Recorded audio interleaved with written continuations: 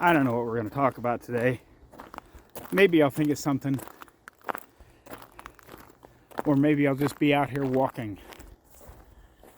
Because it's amazing how nice 30 degrees feels after being in sub-zero for a couple of weeks. Hello everyone, Semi-Retired Bob here. I talk about the carnivore diet, all things related to the carnivore diet, and miscellaneous odds and ends. Like I said, I don't know what the heck we're going to talk about today. This is just kind of a little update, more about getting out here and walking than anything else.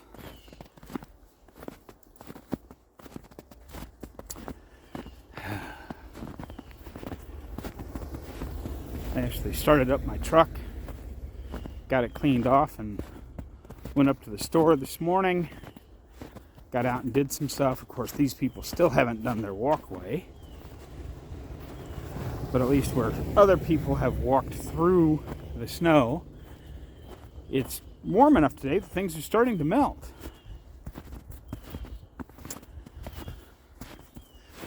But one of the things I do want to talk about, did you guys see the video that Nick Norwitz put out today? Now, by today I mean Monday. You guys are going to see this on Thursday, because I'm quite a bit ahead on videos right now.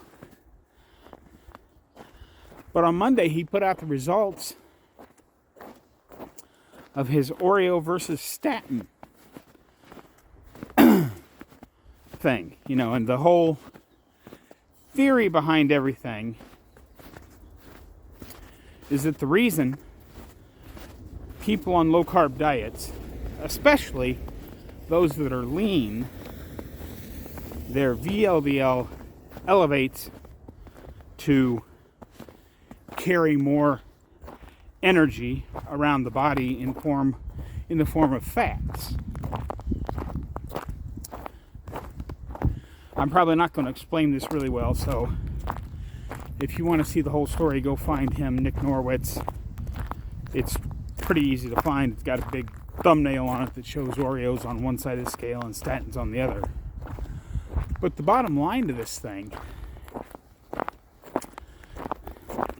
is that because, you know, his whole theory, you know, with the lean mass hyperresponder and everything else, is that the body needs more energy because you don't have sugar in it. And when it's using fat, if you don't have the fat stores around the body for the body to draw from, it creates this massive pile of VLDL, which then, as the fats are taken out of it, it becomes LDL, triglycerides, and HDL. Which is why we see LDL shoot way up, HDL go up, and triglycerides go way down.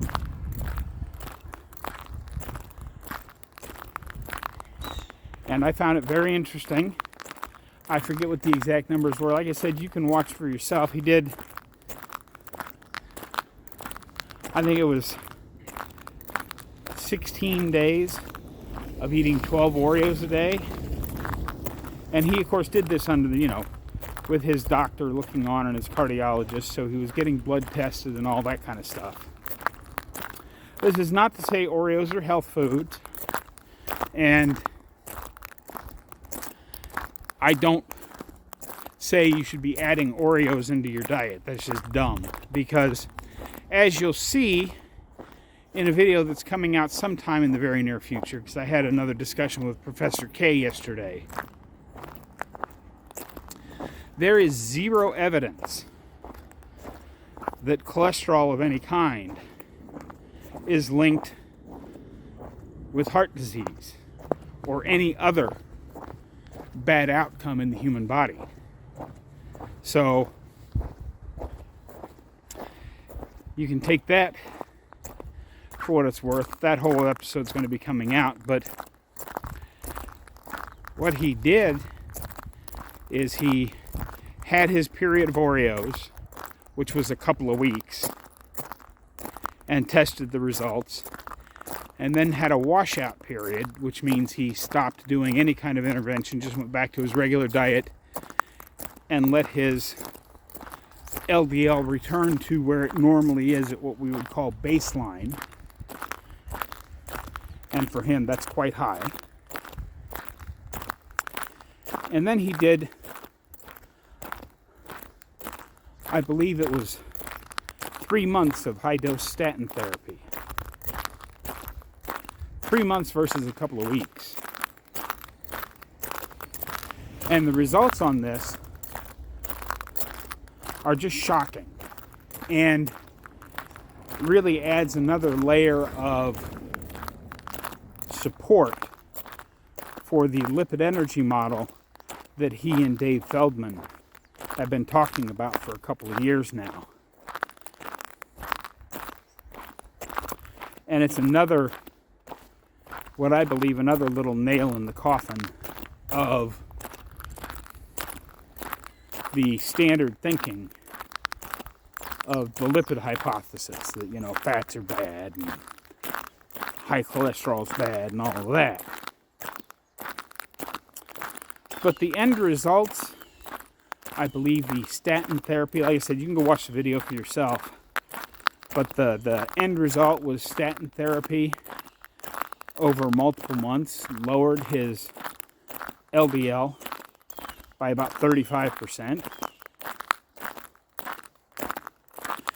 And the basically 2 weeks of Oreo cookie therapy lowered his LDL by 71%.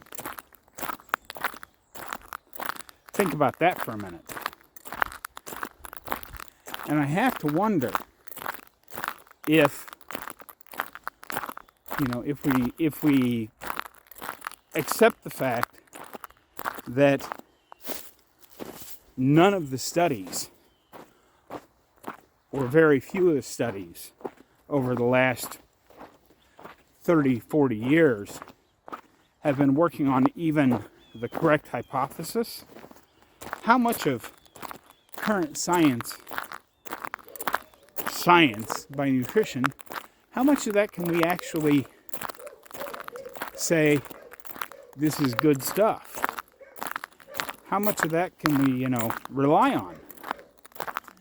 My personal opinion is we can't really rely on any of it, which is why we do so many N=1 experiments on ourselves. And if we were to put all of the N=1s together into one great big study, and when I say N=1, I mean N=1 for people on low carb or carnivore diets, I think we would find that the results are all very similar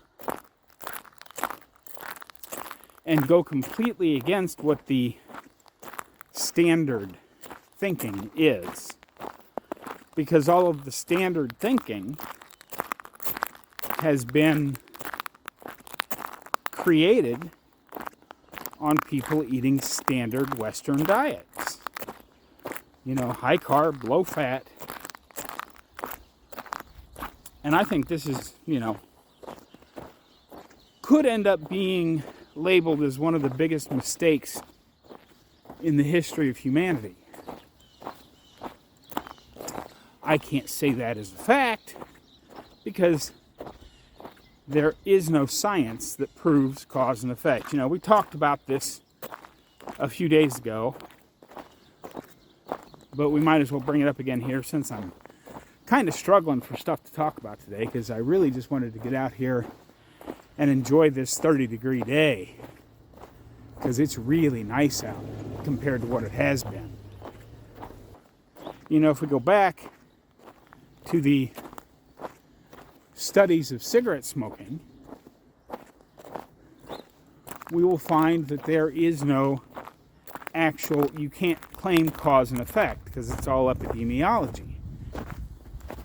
But the instances are so high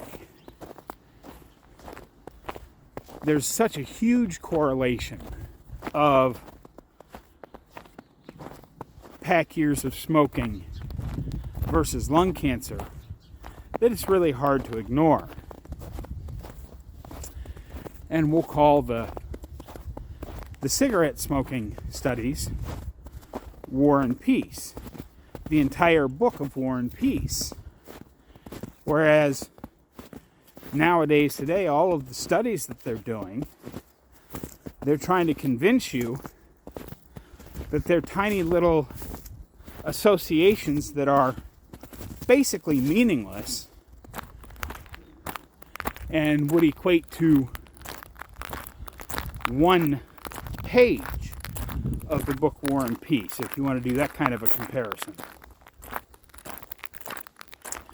They're trying to convince you that one page is the same thing as the whole book. And it's just not. So, I think we've been not necessarily lied to for decades, but they certainly haven't used good science and had our best interests in mind. So don't get scared off if you go to the doctor and have big bad lab results that are way out of whack. You have to ask yourself, why is this lab result out and what could be causing it?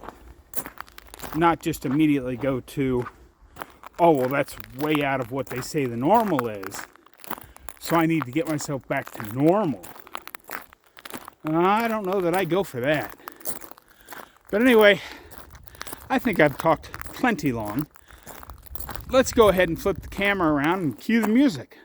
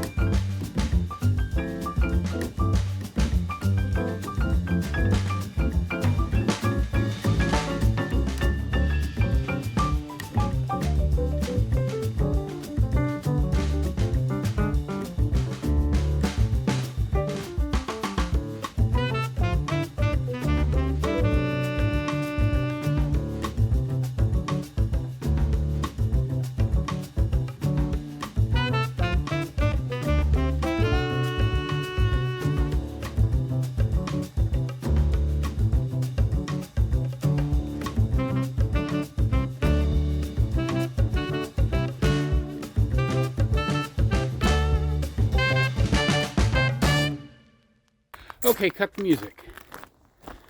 Thank you. This is just amazing. It is so much easier to walk when it's 30 degrees instead of 10 or less. And those minus degree days, as you've seen in previous videos, certainly took it out of me. But I thought of something I wanted to say coming down the hill, and now it's completely flown from my mind. But I am going to grab, after I get done recording this, I'm going to grab the shovel. I don't know if you saw on the very tail end of the fast section, I drove over that berm, the entrance to my driveway. I drove over the edge of it a couple of times with my truck and knocked it down, so I'm going to go grab the shovel and shovel that out while I've still got some energy. But yeah, as you saw, I went all the way around the big block and then went up to the stop sign and back. So I don't know how far that is, but I'll put that in about right here. As you can see, I've unzipped my coat. I don't have my blue undergloves on. This 30-degree weather is so much more pleasant than what we've been having. I know winter's probably not done, but if we get a week of this 32 to 35 degree weather, which is what they're calling for, and we can melt a big chunk of this stuff off, we'll be ready for the next return to winter. But it's nice to get just a little bit of a break from it, because it is truly amazing how nice and warm 30 degree feels when you've been out here struggling your way through sub-zero weather. Hopefully some of what I said today made some sense. As Professor K says, the only reason people don't use cerule products is because they don't know about them. So drop down in the description, click the link, go read the science for yourself, and decide if it's something you might want to take a look at. That's what I've got for you today, folks. Don't forget, get out there, be 1% better. Today, tomorrow, every day. Have a great day, folks. I'll see you in the next one.